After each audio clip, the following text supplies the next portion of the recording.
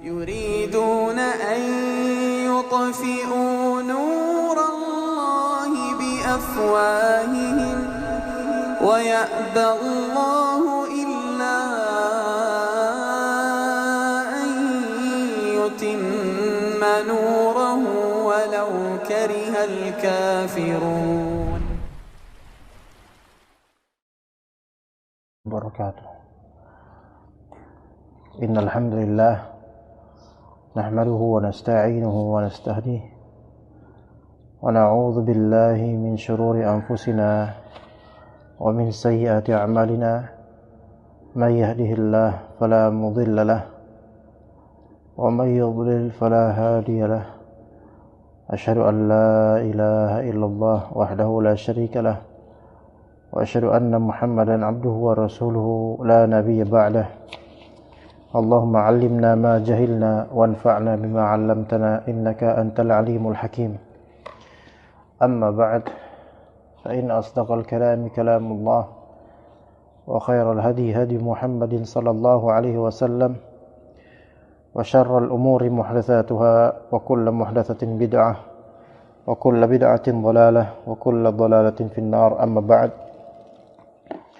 Ikhwan dan akhwat rahimani wa rahimakumullah, insyaallah kita akan membahas kitab Matan Abi Syuja' dan beberapa kitab lainnya dalam fiqih ekonomi Islam, yang mana kajian kitab Matan Abi Syuja' ini pada hakikatnya adalah kajian di Majlis Ta'lim Al-Minhaj untuk ummahat. Dan kita telah memulai dari awal, dari kitab At-Taharah sampai sekarang dalam kitab Al-Buyu' atau kitab jual beli dan muamalat.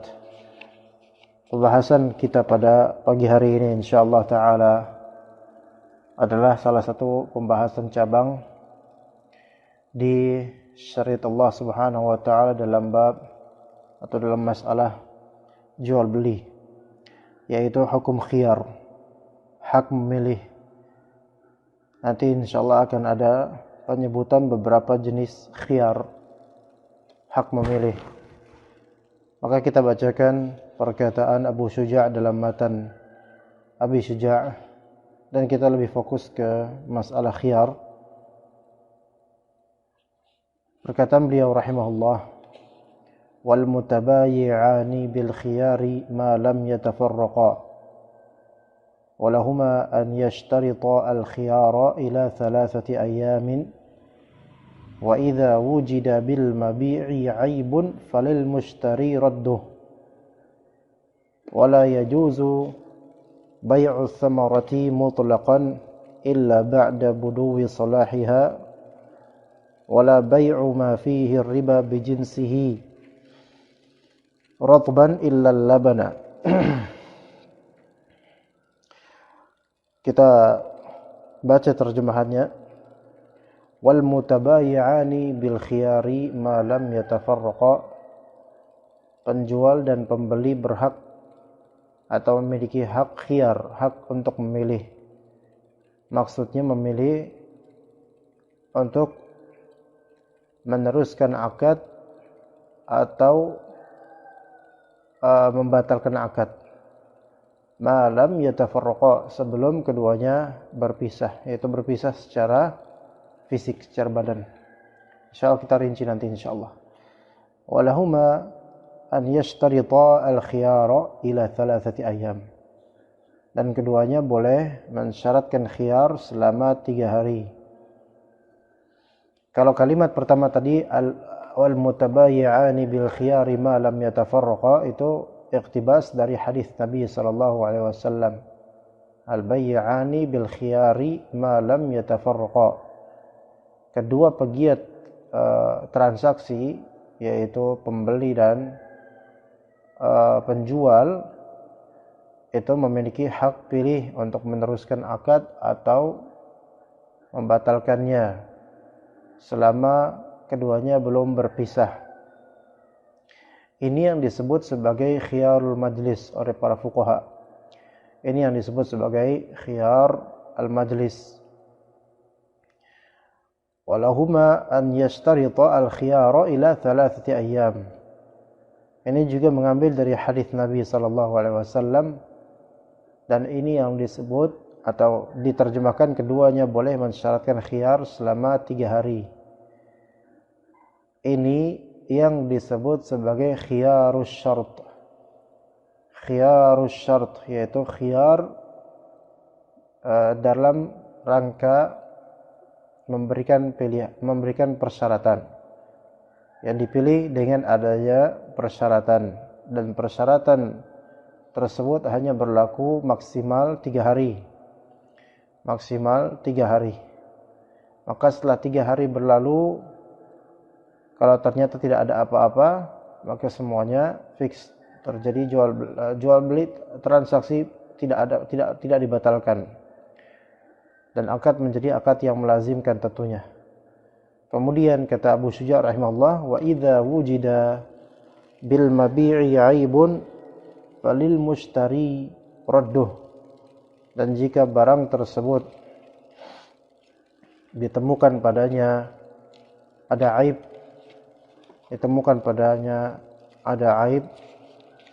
maka ada cacat, maksudnya mengandung cacat, maka pembeli boleh radduhu, yaitu mengembalikan barang tersebut. Ini yang disebut sebagai khiyarul aib. Jadi dalam 3 kalimat ini ada 3 macam khiyar. Yang pertama disebut secara tersirat disebutkan di sini khiyarul majlis yang pertama, yang kedua khiyarus syart, dan yang ketiga adalah khiyarul aib. Ya, disebut juga oleh sebagian ulama khiyarul aib ini sebagai khiyar at-tadlis. Kemudian ada juga macam yang keempat dari khiyar. Kalau tadi khiyar yang pertama khiyar majlis, yaitu masih ada pilihan antara kedua pegiat transaksi ini, pembeli atau penjual, untuk meneruskan atau membatalkan akad setelah terjadinya akad dengan syarat belum berpisah dari segi fisik. Yang kedua khiyar asyart, yaitu khiyar asyart salah satu dari keduanya atau keduanya mensyaratkan bolehnya untuk memberi pilihan, untuk memilih antara melanjutkan akad atau meniadakannya dengan batas maksimal 3 hari dari hari pembelian. Kemudian yang ketiga adalah khiyar al-aib atau khiyarut tadlis, yaitu pilihan untuk mengembalikan barangnya atau tidak ketika pembeli menemukan aib. Itu baik pembeli atau bisa juga penjual, karena kadang-kadang penjual menemukan uang yang dibayar oleh pembeli ternyata uang palsu atau sudah robek misalnya. Maka ini ada khiyar al-aib. Taib yang keempat ada khiyar al-ghabn namanya, yaitu ketika pembeli merasa tertipu dengan harga keterlaluan oleh penjual, harga yang terlalu tinggi disebabkan pembeli ini tidak tahu harga barang dan harganya keterlaluan. Ya, jadi ghabn di sini harus ghabn yang fahish. Bukan mahal dari segi pelitnya pembeli, bukan, tetapi mahal memang barang itu pada hakikatnya hanyalah berharga 100.000. Namun karena yang membeli ini adalah turis, kemudian dibanderol 2 juta, maka ini keterlaluan, fahish. Maka pembeli, yaitu turis tersebut, dia memiliki hak untuk membatalkan akad dan mengembalikan barang tersebut dan meminta agar uangnya kembali. Jadi di sini pembahasan kita khiyar. Kemudian sedikit kita bahas atau kita terjemahkan, wala yajuzu bai'u tsamarati mutlaqan illa ba'da buduwi salahiha. Dan tidak boleh menjual buah-buahan secara mutlak kecuali setelah tampak solah. Nah, solah di sini tidak mesti maknanya matang. Solah itu tidak mesti matang.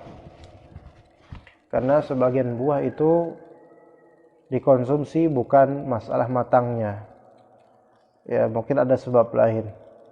Tapi solah di sini yaitu baik untuk dikonsumsi atau bisa dimanfaatkan. Bisa dimanfaatkan. Jadi solah ini tidak mesti berarti matang. Kalau bahasa kita matang itu kan berarti memang betul-betul matang, sementara tidak semua buah dikonsumsi karena matangnya dan tetap sah jual belinya. Wallahu a'lam. Wala bai'u ma fihi riba bi jinsihi ratban illa laban. Taib, yang seperti yang ini tidak kita bahas. Kita lebih fokus sekarang insyaallah di masalah khiyar. Khiyar al-majlis. Kita mulai dari khiyar al-majlis. Yang dimaksud dengan khiyar al-majlis, khiyar majlis adalah disebutkan dalam fiqih manhaji adalah hak yang dimiliki oleh pembeli dan penjual untuk membatalkan transaksi setelah perjanjian atau akad selesai dan juga sah. Ya, terlebih sudah terjadi pembayaran. Namun khiyar majlis ini dipersyaratkan selama mereka berdua masih di tempat perjanjian berlangsung. Mereka berdua secara fisik belum terpisah. Nah, ketika mereka telah berpisah, khiyar atau hak memilih ini telah gugur dan perjanjian telah sah. Ya. Jadi kalau sudah berpisah secara fisik, maka hak memilih ini telah gugur dan perjanjian telah sah. Nah, kalau kita lebih rinci lagi, di sini ada beberapa kategori yang disebutkan oleh penulis 3 ulama untuk menulis kitab fiqih manhaji yang berdasarkan fiqih Syafi'i. Jika penjual dan pembeli berada di dalam rumah yang besar, lalu salah satu dari mereka keluar dari kamar menuju halaman atau sebaliknya, maka perpisahan ini sudah dianggap terjadi, sudah hilang khiyar majlisnya. Jika mereka berada dalam rumah yang kecil, maka jika salah satu dari penjual atau pembeli keluar rumah, sudah dianggap berpisah. Wallahu alam. Misal ketika kita belanja di Alfa atau Indomaret, ya kita sudah beli, ya, kemudian kita berpisah dari majelis akad tersebut. Entah kita pergi ke ATM yang ada atau mesin ATM yang ada di dalam bangunan atau gedung Indomaret tersebut, ya, di dalam market tersebut, atau kita keluar pintu yang dekat dengan kasir, maka itu sudah termasuk apa? Sudah termasuk gugurnya khiyarul majlis. Artinya apa yang kita beli tidak bisa dibatalkan. Apa yang kita beli tidak bisa dibatalkan. Keberadaan atau adanya syariat khiyar al-majlis ini disebabkan tidak semua pembeli itu berpikir dan memurajaah ulang pikirannya apakah dia memang berhak dan apakah dia membutuhkan barang tersebut atau tidak. Sehingga kadang-kadang setelah membeli terjadi penyesalan. Kenapa ya saya beli barang ini gitu. Maka di sini Islam membolehkan untuk membatalkan akad tersebut dengan syarat masih di majelis akad. Jadi kalau sudah bergeser, baik pedagangnya pindah atau kasirnya pindah atau pembelinya sudah keluar dari minimarket atau bukan keluar, cuman dia menuju ke mesin ATM yang ada di ujung sana, maka ini semua telah menggugurkan khiyar al-majlis, sehingga tidak boleh untuk membatalkan akad tersebut kecuali jika ada persyaratan khiyarus syarat atau ada khiyarul aib nanti insyaallah. Kemudian dikatakan oleh para ulama, jika mereka berdua berada di pasar atau di gurun, jual beli di gurun ya, padang pasir misalnya, atau di atas kapal atau di bis atau dimanapun ya, maka jika salah satu telah membalikkan punggung dan melangkah beberapa langkah, maka itu sudah dianggap berpisah.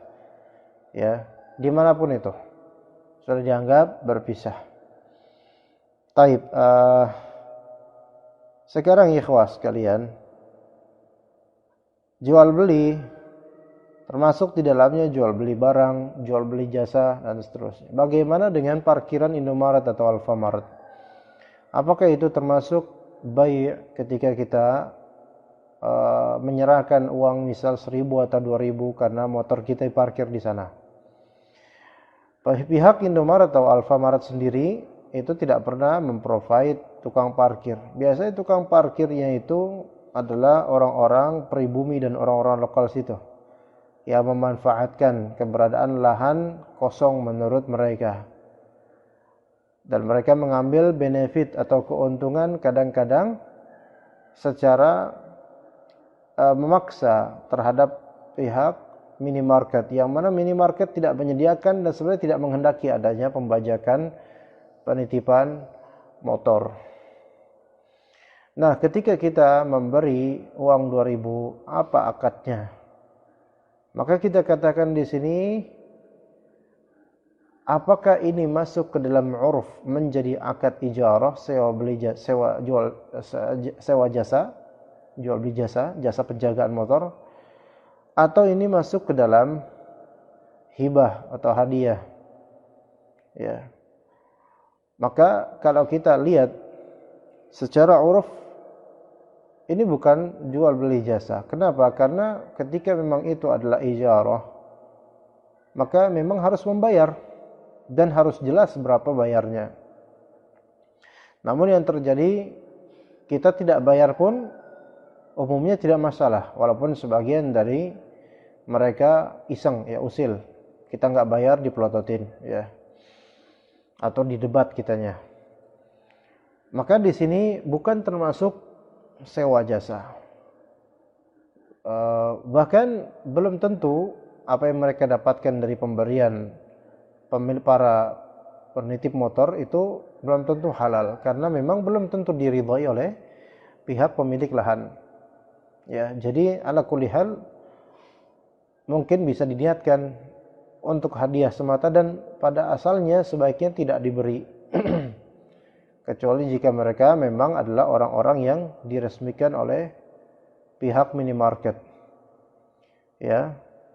Dan di swalayan, supermarket, ya, market yang besar yang seperti itu resmi, maka itu jelas dan ditentukan tarifnya berapa. Mobil sejam 5.000 misalnya, atau motor sejam 2.000. Itu kalau itu jelas, itu adalah ijarah. Tapi yang secara ilegal, ya, bukan hanya di minimarket, bahkan di market kecil, toko-toko kecil, kemudian ada tukang parkir yang ketika kita datang mereka gaib, tapi ketika kita mau pulang mereka hadir. Ya, seperti ini, ya, saya berharap kepada Allah Ta'ala dan kemudian kepada para penguasa agar menertibkan orang-orang seperti ini agar mereka mencari pekerjaan yang lebih layak, atau diberi peraturan oleh pemerintah bahwasanya semua minimarket harus memprovide tukang parkir yang resmi. Tapi itu pun sulit karena akan menjadi beban untuk mereka. Wallahu a'lam. Jadi ala kulli hal, ketika seseorang membalikkan punggung itu berpisah, dan melangkah beberapa langkah itu menjadi menggugurkan khiyar al-majlis.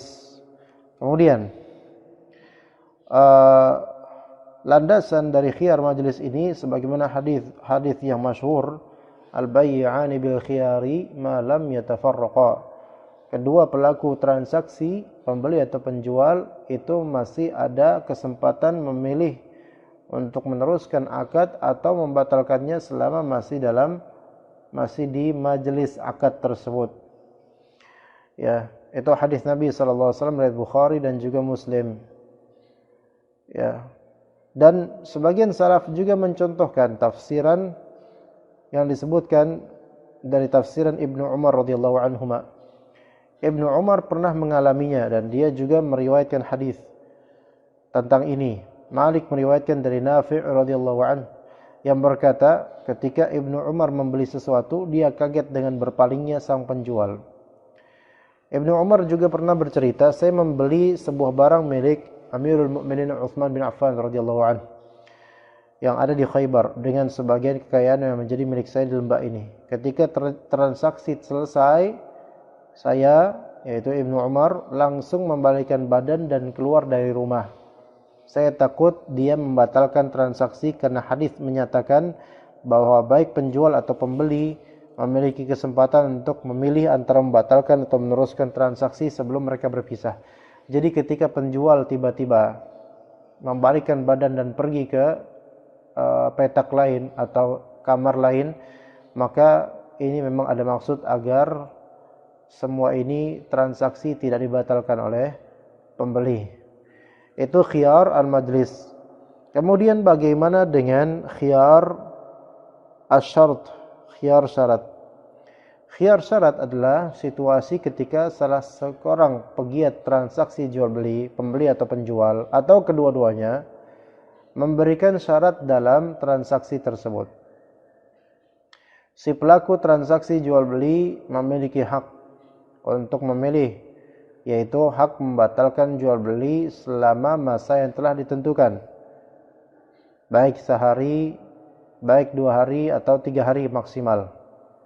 Ya, syarat seperti ini memang dapat dimunculkan ketika transaksi berlangsung atau setelahnya, setelah transaksi berlangsung, tetapi sebelum keduanya berpisah dari tempat transaksi berlangsung.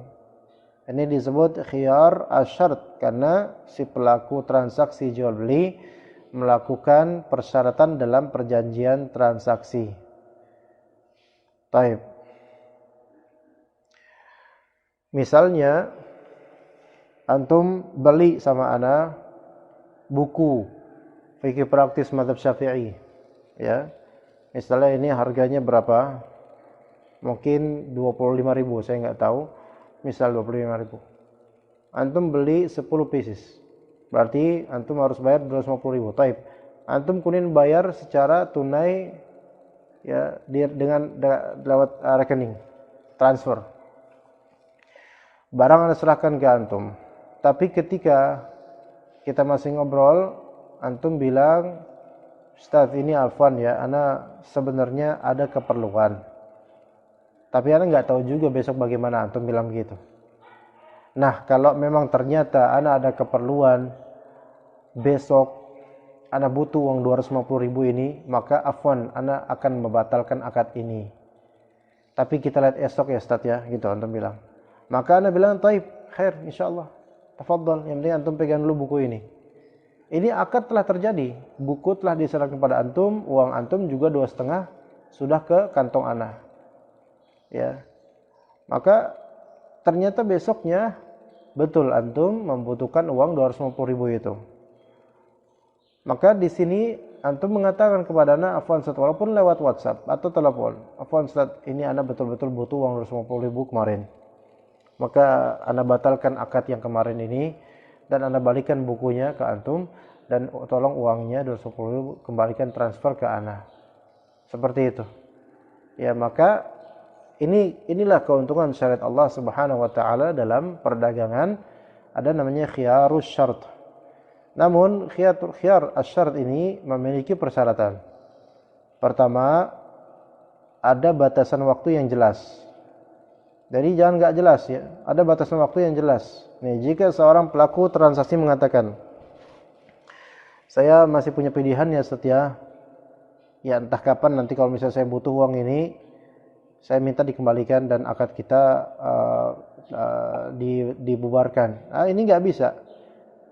Sampai kapan gitu loh. Berikan batasan waktu.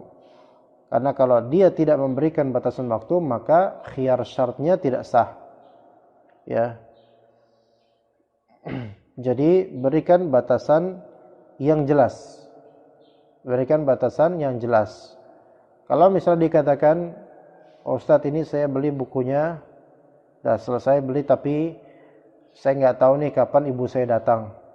Kalau ibu saya datang pasti minta belanja. Ya udah kalau gitu, kalau ibu saya datang saya mau tarik perdagangan ini dan saya balikin bukunya Ustaz dan tolong balikin duit saya." Nah, ibunya datang kapan? Enggak tahu. Bisa besok, bisa 2 hari kemudian, bisa sepekan kemudian, bisa sebulan, bahkan bisa aja enggak datang-datang. Ya nggak bisa, harus ada batasan waktu yang jelas. Dan yang kedua syaratnya, batasan waktu tersebut tidak boleh lebih dari 3 hari.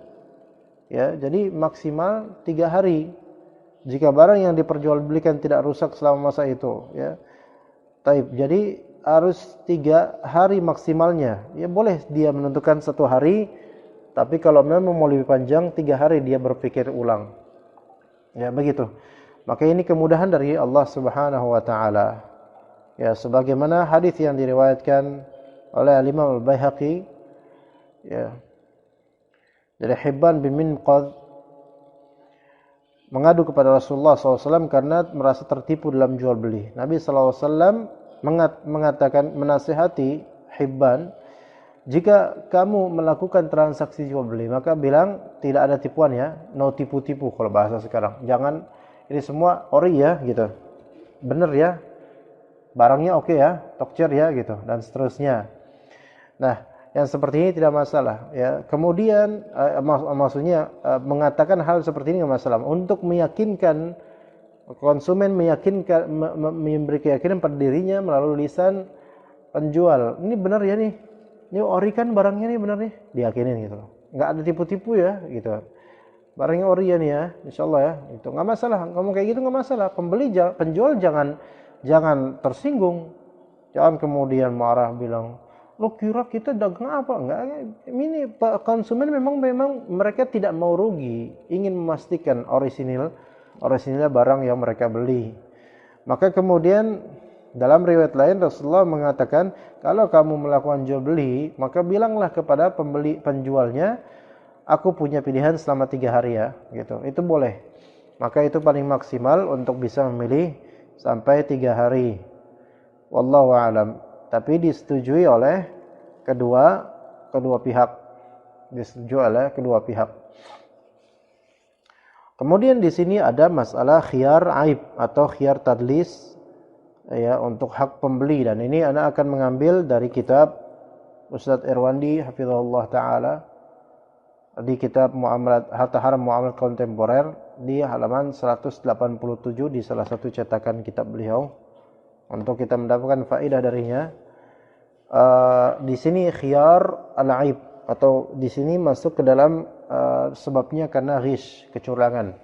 Disebutkan oleh beliau hafizahullah, seseorang membeli barang namun ternyata didapati barang tersebut tidak seperti yang digambarkan atau dideskripsikan penjual, dan pembeli tidak mengetahui sebelumnya dan juga tidak diberitahu oleh penjual, maka dia berhak memilih. Ya, jadi orang membeli barang namun pas udah sampai barangnya ke tangannya ternyata barang itu enggak seperti yang dideskripsikan penjual. Ya, dan pembeli tidak mengetahui sebelumnya dan juga tidak diberitahu oleh penjual akan ketidaksinkronan barang dengan deskripsi. Maka pembeli memiliki hak khiyar, memilih karena adanya aib, memilih mau yang mana. A, meneruskan pembelian, udahlah enggak apalah ya, tanpa kompensasi apapun dari pihak penjual. Ya. Mau yang kayak gitu, udahlah, udah terlanjur. Nah, ini boleh. Dan ya ini juga menghindari keributan juga sebenarnya. Ya. Atau dia punya hak yang kedua, yang B, mengembalikan barang dan menarik kembali uang yang telah dibayar sepenuhnya, serta keuntungan jasa memakai barang dari waktu hingga barang dikembalikan kepada penjual tidak perlu dibayar. Jadi ketika misal antum membeli baju ya, ternyata antum sudah beli mahal-mahal ya online, pas antum sampai ternyata barang tersebut kok enggak sekinclong apa yang ada di foto ya gitu kan, karena fotonya terlalu, editingnya itu terlalu keterlaluan. Dan saya menemukan sebagian pihak seperti itu. Tapi kadang-kadang juga karena HP-nya terlalu bagus mungkin. Ya, jadi kinclong sekali kelihatannya. Tapi ketika sudah sampai barangnya ke rumah, buka paket, Allahul Musta'an. Ya, warnanya jauh berbeda dengan apa yang ada di foto. Maka yang seperti ini ada khiyar. Atau mungkin di sini ada cacat. robek atau bolong dan semisalnya yang tidak diberitahu oleh penjual. Maka ketika dia menelpon, "Mas, maaf nih Mas ya, kok saya menemukan robeknya di sini?" Nah, di sini. Ini ada hak pembeli untuk return. Saya balikin barangnya dan tolong balikin duit saya. Ini boleh. Yang seperti ini boleh. Namun banyak pedagang yang kemudian oh ya, saya ganti Mas ya barangnya, saya kirim ulang ya. Jadi nggak mau dibalikin duitnya, melainkan diganti dengan barang yang semisal. Nah, di sini pembeli boleh menolak. Enggak. Saya mau selesai aja ini. Enggak ada. Balikin duit saya dan saya balikin barang ini. Itu seharusnya boleh, tapi banyak pedagang yang tidak mau seperti itu. Saking tidak maunya mengembalikan uang yang sudah masuk ke kantong mereka. Ya, diriwayatkan dari Aisyah radhiyallahu anha bahwa seorang laki-laki membeli budak. Setelah budak tersebut ia pekerjakan selama beberapa waktu, ternyata budak itu cacat. Pembeli mengembalikan budak tersebut. Akhirnya pembeli mengembalikan budak tersebut kepada penjual serta meminta kembali uangnya. Penjual meminta biaya kompensasi selama budak digunakan oleh pembeli. Maka Nabi SAW bersabda, "Al-kharaju bid-dhaman." Ia tidak berhak memintanya karena jika budak itu mati tentu kerugian ditanggung oleh pembeli. Jadi apa yang sudah dia manfaatkan itu tidak juga ditanggung oleh pembeli. Tidak dibayarkan oleh pembeli. Taib. Nah, di sini khiyar aib atau khiyar tadlis ya. Ini harus diketahui oleh banyak dari pedagang, dan kita lihat banyak dari pedagang mereka tidak mempelajari hal-hal seperti ini, sehingga ketika ada konsumen yang mereka masih bodoh, memang mereka tidak ada niatan untuk menipu, tetapi karena tidak mau betul-betul mempelajari syariat Allah, akhirnya mereka tidak menerapkan hal-hal ikhwan. Kasus bagaimana kalau misalnya kita membeli pakaian, ya, membeli pakaian sebesar baju batik. Ya. Dan saya mendengar ada sedikit pertanyaan dari sebagian ikhwan atau akhwat di salah satu majelis antara asatidzah, dan sepertinya kalau tidak salah teks dari pertanyaan tersebut disebut Ustadz Sunnah mengharamkan memakai batik ya. Maka saya cukup terkaget sebenarnya. Tetapi di sini apa maksud dari mengharamkan tersebut? Asalnya sesuatu itu mubah. Itu dalam kaidah usuliyah. Al-aslu fil asya'i al-ibahah. Asalnya sesuatu itu mubah. Ya, kecuali jika ada hal yang mengharamkannya dari faktor eksternal, bukan internal dari barang tersebut.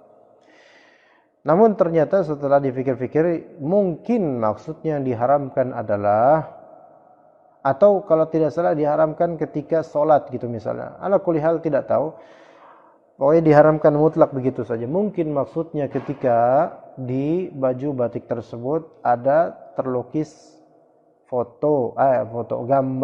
gambar makhluk Allah Ta'ala yang hidup.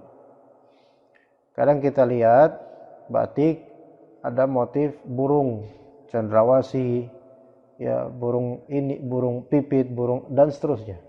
Atau kadang-kadang ayam, ya, atau kadang-kadang macan, ya, itu ada batik semisal itu. Atau kadang-kadang manusia, orang, ya. Maka di sini saya mengangkat pembahasan yang disebutkan oleh Ustadz Irwandi di halaman 130 dari buku beliau, menjual barang yang bermotif manusia atau hewan. Nah, jadi ketika misal kita membeli batik secara online, kita melihat dari foto, oh ini bentuk batiknya, motifnya.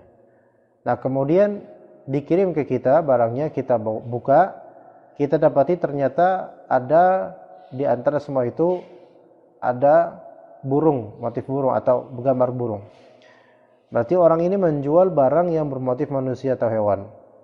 Maka mari kita pelajari di sini. Apakah ini merupakan aib? Apakah jual beli ini diperbolehkan atau diteruskan saja? Ya, dilihat di sini. Dilihat, kata beliau hafizallah, bila gambar manusia dan hewan terdapat pada kain, piring, buku, majalah yang bermanfaat atau barang lainnya, apakah boleh menjual barang-barang tersebut? Perhatikan, bila maksud dari barang tersebut adalah fungsinya yang dibenarkan syariat, seperti buku untuk menulis, majalah untuk dibaca, piring untuk tempat makan, karpet untuk dihamparkan, maka dibolehkan akad jual belinya. Dan keuntungannya merupakan harta halal, insyaallah. Kalau maksud dari barang tersebut adalah fungsinya yang sahih. Jadi maksud dari barang tersebut bukan karena motifnya, tetapi karena fungsinya. Ya. Kayak misalnya tadi piring untuk tempat makan atau semisal itu.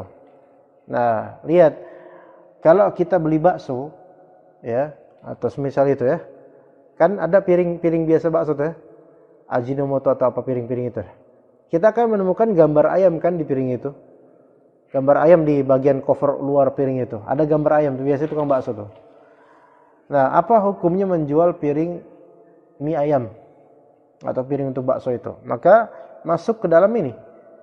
Karena piring itu fungsinya untuk makan, dan orang-orang membeli piring bukan karena ayamnya, melainkan karena dia emang itu karakternya piring untuk bakso. Maka yang seperti ini sah jual beli piring tersebut dan keuntungannya merupakan harta halal. Kecuali kalau piring itu dipilih karena motif manusia, motif hewannya. Ya. Dan saya pikir orang-orang penjual bakso itu atau siapapun kalau misalnya penjual itu membeli piring-piring seperti itu bukan karena ada ayamnya. Taib, karena sesuatu dikatakan di sini, karena sesuatu yang diharamkan bila keberadaannya hanya sebatas tabi', yaitu pengikut, maka dibolehkan berdasarkan kaidah fiqih yughtafaru fit tabi'i ma la yughtafaru fil matbu'i, yaitu dimaafkan sesuatu yang diharamkan bila statusnya hanya sebagai tabi', pengikut. Statusnya ikutan, bukan statusnya sebagai matbu' yang diikuti atau sebagai tujuan, bukan. Dalil kaidah ini yang diriwayatkan dari Ibnu Umar radhiyallahu anhuma, anna Rasulullah sallallahu alaihi wasallam naha an bai'i thimari hatta yabduwa salahuha, nahal bai'a wal mubta'. Nabi melarang menjual buah di pohon dalam sebuah kebun sebelum buah itu matang atau tua. Ya, lebih tepatnya sebelum buah itu tampak bagusnya, ya, bagusnya untuk dimanfaatkan. Maka beliau melarang penjual dan pembeli. Ya, namun bila status buah di pohon itu hanya sebagai pengikut, seperti pembeli membeli tanah kebun yang di kebun itu berisi apa? Ada pohon berbuah yang belum matang. Maka dalam hal ini jual beli tanah tersebut sah. Iya, jual beli tanah tersebut sah. Berdasarkan sabda Nabi sallallahu alaihi wasallam, "Man ibta'a nakhla ba'da an tu'abbar fa thamaratuha lil bai'i illa an yashtarital mubta'." Siapa yang membeli kebun kurma setelah dikawinkan, maka buahnya adalah milik penjual, kecuali pembeli mensyaratkan buah itu untuknya. Dalam hadis ini Nabi SAW tidak mensyaratkan sahnya jual beli kebun bila buah di pohon telah matang. Enggak disyaratkan. Buah di pohon tersebut sifatnya tabi', mengikuti, bukan tujuan dari pembelian tanah. Ya. Karena status buah dalam akid ini hanya sebagai pengikut dan bukan tujuan. Demikian juga halnya menjual barang yang terdapat di dalamnya gambar yang diharamkan. Contoh, misalnya membeli Pampers. Sekarang orang-orang membeli Pampers itu kan Pampers ya mesti ada gambar makhluk hidup di situ. Semuanya dimanapun. Apakah kemudian kita tanya orang-orang yang membeli Pampers itu tujuannya untuk hiasan gambar makhluk hidup itu enggak? Enggak. Biasanya untuk apa? Ya cuma untuk digunakan dan hal yang sahih secara syar'i digunakan Pampers. Ya. Atau membeli kain bedong dan semisalnya untuk para bayi. Atau baju-baju bayi yang kadang-kadang ada pernak-perniknya pernak-pernik. Tapi yang sebaiknya adalah dihindari yang seperti ini karena bisa bersyubhat. Ya, begitu. Nah, sekarang akan tetapi kata beliau, bila gambar tersebut merupakan tujuan, jadi bukan ikutan, berarti dia maksud. Orang membelinya karena ada gambar tersebut. Ya, contoh piring yang dipajang sebagai hiasan. Piring buat hiasan dan di dalamnya ada gambar Kartini misalnya. Ya, ini jelas berarti buat hiasan. Piring ini bukan buat untuk makan, buat hiasan. Atau Gucci di dalamnya ada gambar perjuangan Soekarno, ada Pak Soekarno dan seterusnya. Ini jelas buat hiasan, bukan untuk dimanfaatkan hal-hal tertentu yang dibolehkan secara syar'i. Maka berarti orang ini membeli Gucci tersebut karena gambar Pak Soekarno ini, ya misalnya. Maka yang seperti ini akad jual belinya tidak dibolehkan karena sama halnya menjual gambar. Begitu juga jika kegunaan barang tersebut untuk sesuatu yang dilarang agama, seperti kain tirai penutup jendela yang bergambar manusia atau hewan. Tirai, memang untuk tirai, tapi kan orang-orang lihat motifnya, ternyata motifnya motif singa misalnya, atau macan. Maka orang pasti membeli tirai ini karena motif macan ini, berarti tujuannya adalah motif. Atau baju yang bergambar manusia atau hewan, maka penjual atau pembeli terkena dosanya. Baju bergambar hewan, ya misalnya kucing di kain batik atau singa, ya atau burung dengan gambar yang lengkap. Nah di sini perlu diperhatikan dengan gambar yang lengkap, bukan organ khusus di situ. Contoh misalnya batik-batik ada yang sayap burung saja, sayap saja, ya atau badannya saja tanpa ada kepalanya, maka yang seperti ini tidak masalah. Atau kupu-kupu sayapnya yang lebar, sementara kepalanya tidak lengkap atau tidak berupa kelengkapan dengan adanya mata kupu-kupu enggak, tapi sayapnya saja dengan keindahannya. Maka yang seperti ini tidak masalah, walaupun memang itu tujuannya, tapi karena memang itu bukan termasuk penggambaran makhluk hidup secara sempurna. Ya, tetapi kalau sempurna dengan adanya mata, dengan adanya hidungnya, atau mulutnya, atau taringnya, atau dan semisalnya, maka yang seperti ini tidak diperbolehkan. Ya, kecuali pembeli berniat untuk menghinakan gambar tersebut, seperti menjadikan kain yang bergambar dipotong, ya, dan dibuat sebagai sarung bantal. Ya, wallahu taala alam. Ini sebagaimana hadis Aisyah radhiyallahu anha. Taib, mungkin sepertinya kita cukup sampai sini. Jadi kesimpulannya tadi, kalau misalnya ternyata kita lihat apa yang kita beli ternyata bergambar full, maka di sini ada khiyar, atau bahkan di sini dikatakan jual belinya tidak benar. Maka boleh seseorang untuk mengembalikan barang tersebut dan meminta kepada penjualnya untuk mengembalikan uangnya karena dia melihat ada gambar makhluk hidup. Tapi ya karena banyak penjual sekarang tidak mengerti hal-hal seperti ini, maka baik dari mereka tidak peduli. Wallahu a'lam. Taib, di sini insyaallah kita akan membaca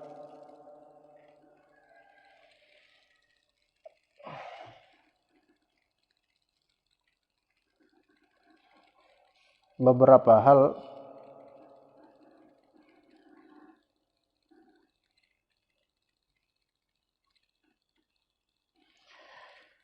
pertanyaan-pertanyaan dari sebagian ikhwan atau akhwat insyaallah taala.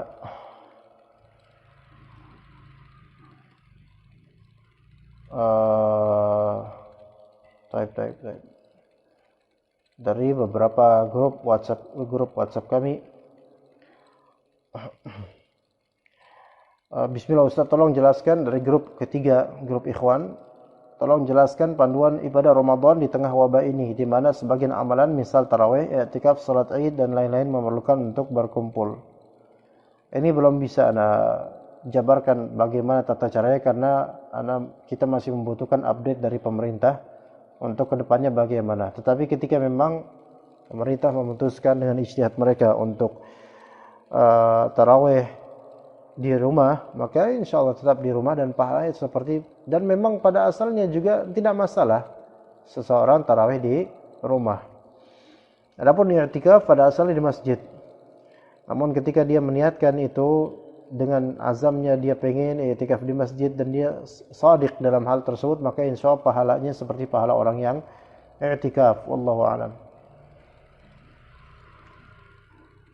Taib, di sini ada pertanyaan dari Yaun. Assalamualaikum. Waalaikumsalam warahmatullahi wabarakatuh. Semoga Allah Ta'ala memberkati Ustadz dan keluarga. Amin. Allahumma amin. Jazakallah khair. Ada anak baca status seseorang yang mengatakan begini kira-kira, bahwa kita harus tawakal terlebih dahulu, setelah itu baru ikhtiar. Karena kalau kita katakan ikhtiar dulu baru tawakal, maka itu keliru. Apakah pernyataan seperti itu benar Ustadz, bahwa ikhtiar dulu baru tawakal adalah sesuatu yang keliru? Bagaimana kalau kita kompromikan saja ya ikhwan, bahwa tawakal itu adalah sidqul i'timadi 'ala Allahi fi jalbil masalihi aw daf'il madarrati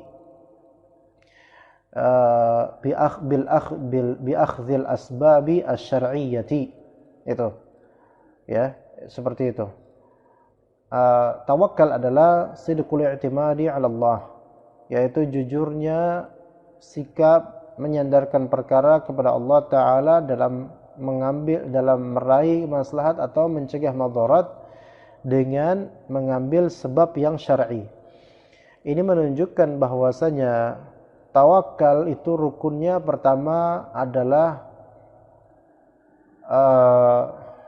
bersandarnya hati kepada Allah, dan yang kedua ikhtiar. Maka ikhtiar dan tawakal satu kesatuan, tidak bisa dikatakan duluan mana. Tidak bisa dikatakan duluan mana.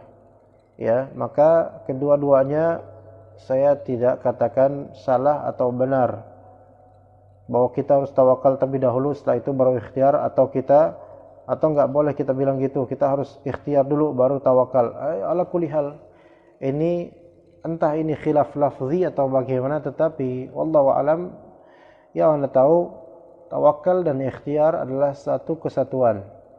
Entah dia mau disebut tawakal dulu baru ikhtiar, atau ikhtiar dulu baru tawakal, yang namanya semua orang yang berikhtiar maka wajib dia tawakal kepada Allah, dan ikhtiar itu ketika memang hatinya kembali kepada Allah itu termasuk tawakal.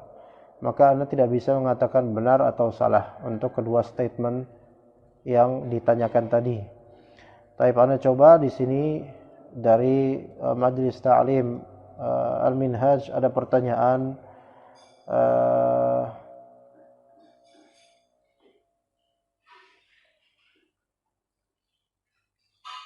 insyaallah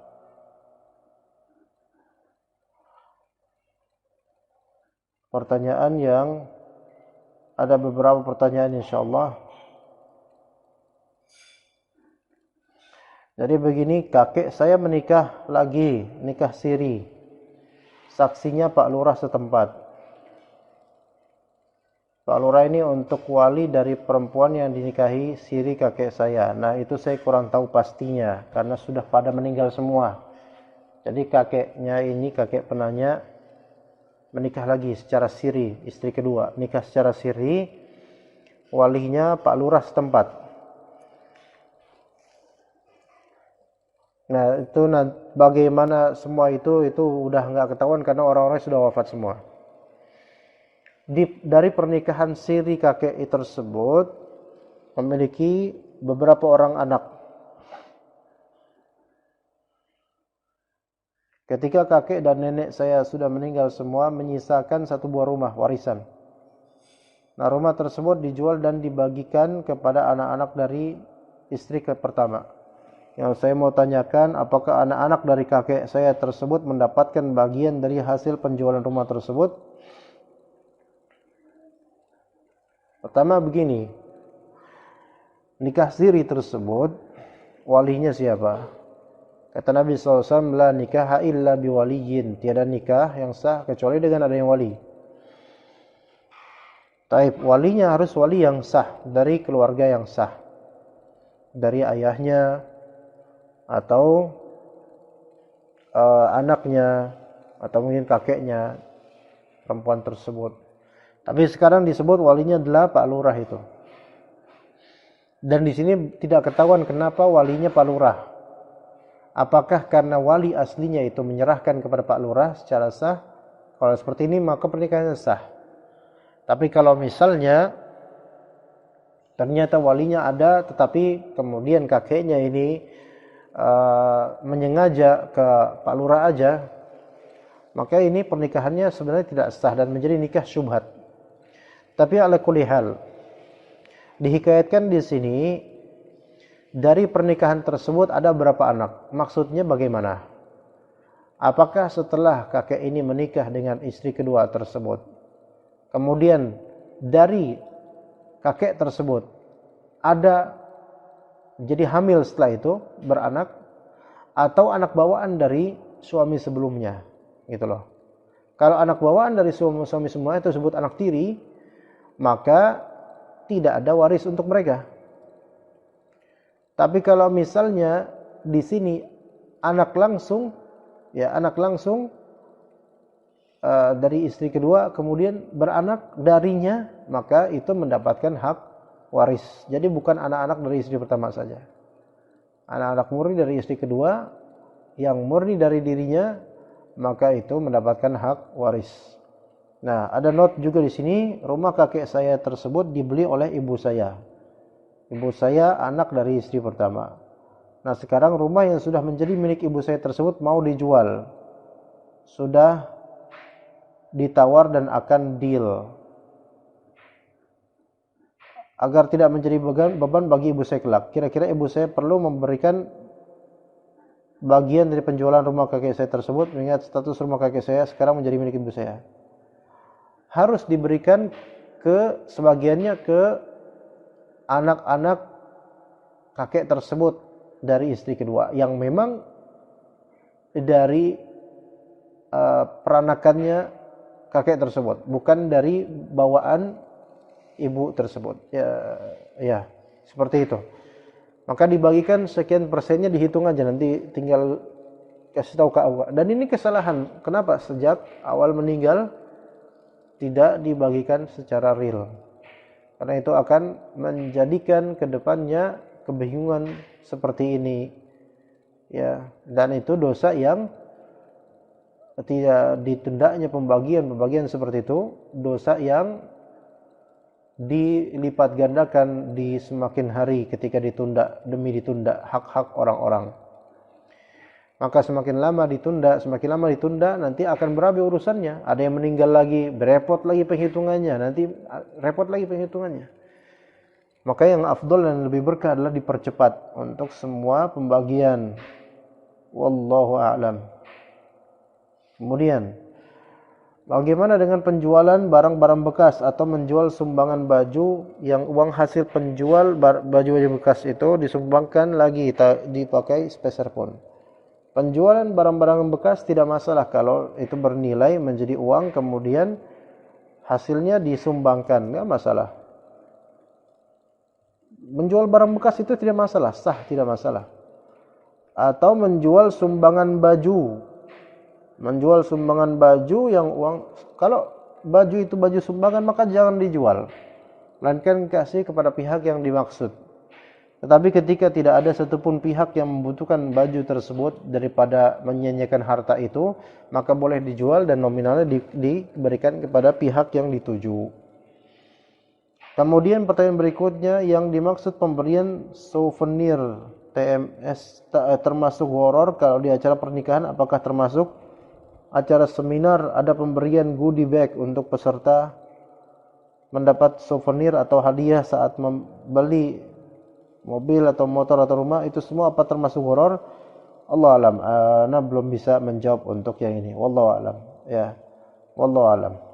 Ada yang memang yang mempermasalahkan souvenir yang ada di dalam kondangan, tapi ya ana belum bisa menjawab. Wallahu a'lam. Ya. Baik, kemudian pertanyaan. Assalamualaikum warahmatullahi wabarakatuh. Dari Nana Mardiana. Waalaikumsalam warahmatullahi wabarakatuh. Saat ini bertanya, bagaimana jika masih memiliki hutang puasa Ramadan tahun lalu karena nifas dan belum lunas karena menyusui dan hamil kembali? Apakah boleh membayar fidyah atau diganti ketika sudah mampu? Maka umumnya ulama mengatakan dia ganti saja ketika dia mampu, insyaallah.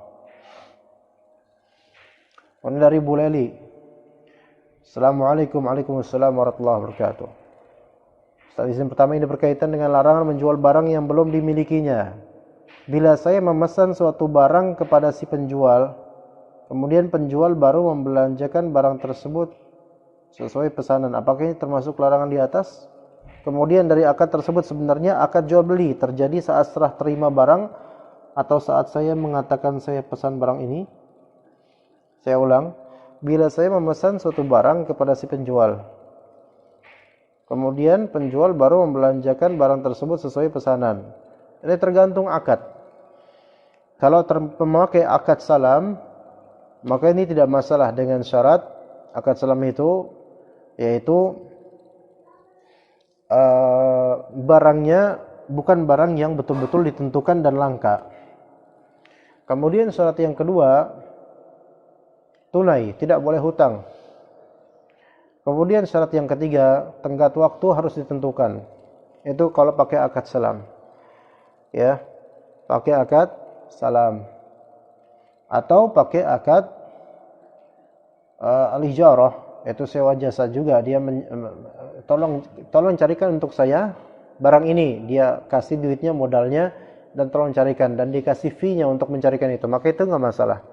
Tapi kalau yang terjadi, kita pesan barang yang dia jual, padahal dia enggak punya barang. Kemudian kita pesan, tolong dong pesan. Oh iya saya cariin dulu. Maka di sini apa maksudnya? Baru membelanjakan barang tersebut sesuai pesanan. Bayarnya kapan kita? Kalau bayarnya di awal, dan ini bukan akad salam, dan dia mengatakan seolah-olah barang itu dia punya, dan dia cari dulu ternyata, maka ini nggak boleh. Dia menjual barang yang dia sendiri tidak punya. Dan ini banyak terjadi pada reseller zaman sekarang. Pada reseller zaman sekarang. Ya. Dari Rahmat di Pasar Rebo. Assalamualaikum. Waalaikumsalam warahmatullahi wabarakatuh. Pak Ustaz, bagaimana hukum dan menyikapi kantin kejujuran seperti di tempat kerja? Karyawan berdagang tapi tidak dijaganya, dan pembeli membeli dan menaruh uang di tempat dagangannya. Kalau dalam fikih Syafi'i ini tidak sah pembelian, jual belinya, karena tidak ada ijab qabul. Tapi yang sahih adalah ini sah pembeliannya, dan ijab dan qabul ini tidak dimestikan dengan cara seperti itu, melainkan dengan uruf. Selama benar nominalnya dan orang tahu itu adalah pembayaran, maka insyaallah sah. Maka wallahu alam, yang sahih adalah ini sah selama semuanya jelas.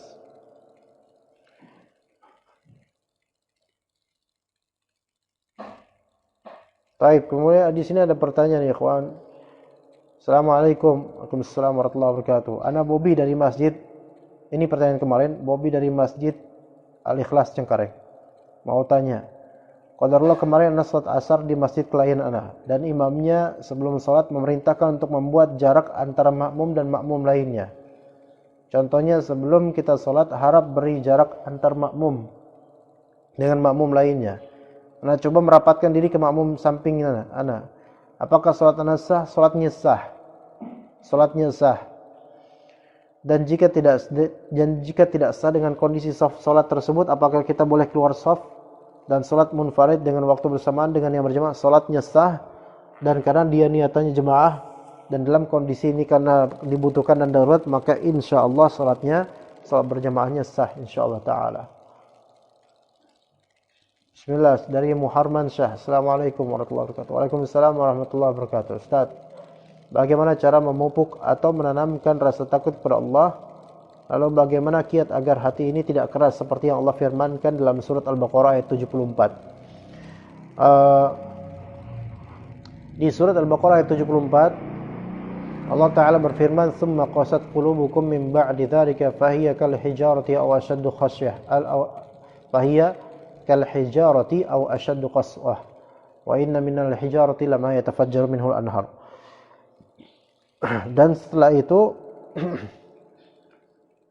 kata Allah Subhanahu wa taala, dengan sebab itu hati kalian menjadi keras. Ini untuk Bani Israel ketika Allah Ta'ala telah menampakkan kepada mereka ayat, yaitu kisahnya sebagaimana Allah Ta'ala hikayatkan, wa idz qataltum nafsan fadara'tum fiha wallahu mukhrijum ma kuntum taktumun faqul nadribuhu bi ba'dihha kadzalika yuhyillahu al-mauta wa yuriikum ayatihi la'allakum ta'qilun. Yaitu ketika kalian, yaitu ada seorang dari kalian membunuh seorang jiwa di tengah Bani Israel. Maka kemudian orang-orang pada bingung siapa nih pembunuhnya. Maka wallahu mukhrijum ma kuntum taktumun. Allah Ta'ala akan mengeluarkan apa yang selama ini disembunyikan oleh sebagian pihak. Ada sebagian yang mengetahui siapa pelakunya. Faqul nadribuhu bi ba'dihha. Maka kami pun menyuruh mereka untuk memukul jasad mayit tersebut dengan sebagian dari anggota tubuh sapi yang mereka sembelih. Faqul nadribuhu bi ba'dihha. Kadzalika faqul nadribuhu bi ba'dihha. Ya, setelah diperintahkan seperti itu, kadzalika yuhyillahu al-mauta wa yuriikum ayatihi la'allakum ta'qilun. Begitulah Allah Ta'ala memperlihatkan kepada kalian ayat-ayatnya dan bagaimana Allah Ta'ala menghidupkan yang mati agar kalian berfikir. Setelah mayit tersebut mengucapkan siapa pembunuhnya, ini merupakan suatu hal yang di bawah kuasa Allah. Mereka kaget, ternyata pembunuhnya fulan, kata mayit tersebut. Tapi udah diperlihatkan ayat seperti itu, mereka tetap membangkang, tetap tidak mau kembali kepada Allah. Maka ini menjadi thumma qasat qulubuhum, menjadi penyebab qaswatul qalb. Jadi penyebab kerasnya hati diantaranya adalah tidak menerima ayat Allah atau tidak menerima kebenaran yang Allah Ta'ala tampakkan kepadanya. Makanya keras hatinya. Maka orang yang keras hatinya itu rata-rata sebabnya adalah apa? Sebabnya tidak mau ikut dengan apa yang sudah Allah tampakkan kepadanya dari kebenaran. Maka begitu, kalau supaya kita tidak keras hatinya, jika ada kebenaran walaupun tidak sesuai dengan keinginan kita, maka khalas. Kalau sudah Allah takdirkan, maka khalas, jangan mengugat. Memang sudah qadarullah, sudah Allah takdirkan secara kauni atau syar'i. Kalau sudah menjadi kesesuaian syariat Allah Subhanahu wa taala, jangan kemudian kita logikakan dengan perasaan, dengan ini, dengan itu. Ya, sebagian orang sekarang ketika mereka kita melihat waliul amri ya memutuskan agar terjadi social distancing, kemudian masjid dikosongkan dan seterusnya. Sebagian orang pakai perasaan dan logika. Ya, padahal kalau mau lebih logis lagi, justru ya lebih harus mengikuti apa yang memang sudah menjadi keputusan pemerintah dan ahli kedokteran. Kemudian dari Pak Denny Firmansyah, bismillah Ustaz, bagaimana mengetahui posisi kita di mata Allah?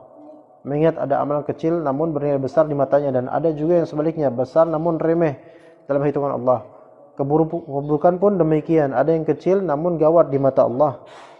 Ada maksiat yang besar namun enteng di sisi Allah jika Dia berkehendak mengampuni, sedangkan kita mengamalkan semua jenis amalan itu dan rekening dosa pahala kita gaib bagi kita. Ya, gaib bagi kita. Kita harus baru mengetahuinya ketika di hari kiamat nanti.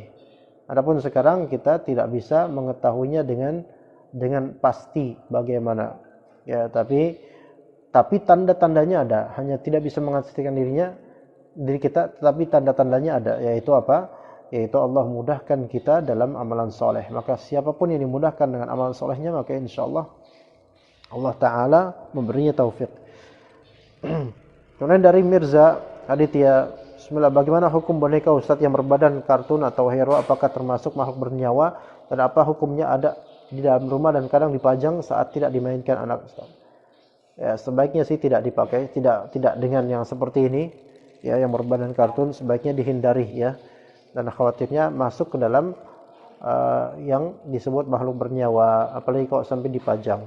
Walaupun sebagian ulama mengatakan diperbolehkan karena ada hadis Aisyah radhiyallahu anha mengenakan hal seperti itu, memainkan hal seperti itu.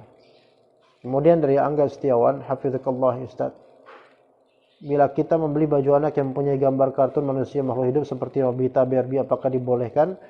Sebaiknya jika memang itu baju untuk dipakai, diusahakan tidak. Adapun untuk mainan anak seperti boneka makhluk hidup seperti kuda atau boneka anime, apakah diperbolehkan? Ya, sebagian ulama membolehkan, tapi sebaiknya dihindari. Assalamualaikum warahmatullahi wabarakatuh. Ana ada pertanyaan, ana penjual online dan setiap harinya memakai jasa ekspedisi. Dan di tengah persaingan penyedia jasa ekspedisi yang ketat, sekarang ada beberapa perusahaan ekspedisi yang memberikan bonus kepada penjual online. Di bulan selanjutnya biasanya pihak ekspedisi memberikan bonus kepada penjual. Semakin banyak akumulasi transaksi pengiriman, maka semakin besar pula bonusnya. Pertanyaannya, apakah kami dibolehkan memakai bonus ini? Kalau memang ini tidak ada persyaratan berikutnya, hanya untuk bonus saja, ini kemurahan dari mereka, tidak masalah. Ya, ini tidak masalah. Seperti bonus diskon, pemotongan ya harga, itu tidak masalah. Itu seperti diskon di penjualan yang lain-lain, karena bagaimanapun ekspedisi ini kan sewa jual beli jasa, jual beli juga sewa jasa. Sebagai catatan, kami tidak meminta, ini inisiatif dari pihak ekspedisi dan uangnya juga sudah menjadi milik para ekspedisi sepenuhnya. Taib itu. Jadi tidak masalah insyaallah, selama tidak ada hal-hal lain. Assalamualaikum. Waalaikumsalam warahmatullahi wabarakatuh. Ada satu supplier yang memberikan lifetime warranty. Barang yang rusak diganti dengan barang yang sama atau yang serupa dengan versi yang lebih baru. Ini termasuk khiyar apa dan apakah dibenarkan secara syariat? Ini termasuk garansi, maka ini tidak masalah. Ya. Ini tidak masalah. Kalau memang rusak diganti oleh produsen tersebut, maka ini enggak masalah. Bahkan ini bagus karena memberikan jaminan yang terbaik untuknya. Jadi ini tidak termasuk khiyar, melainkan ini termasuk kemurahan dan kebaikan yang dijamin oleh pihak produsen tersebut. Ya, insyaallah ini sangat baik untuk konsumen.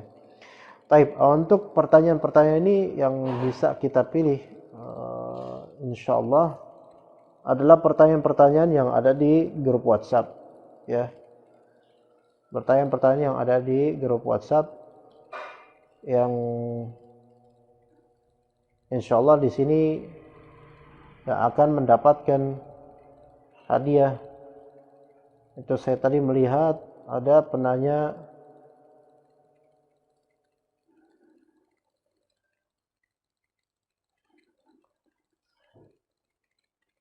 dari Majelis Ta'lim,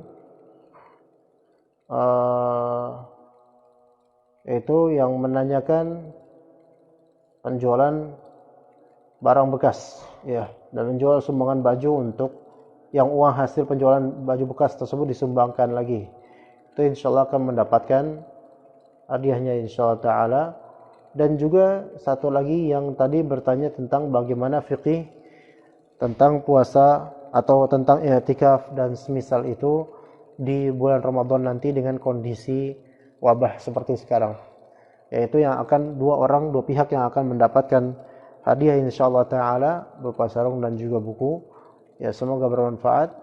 Wassallallahu ala nabiyyina Muhammad wa ala alihi washabihi ajma'in. Subhanakallahumma bihamdika asyhadu an la ilaha illa anta astaghfiruka wa atubu ilaik. Assalamualaikum warahmatullahi wabarakatuh.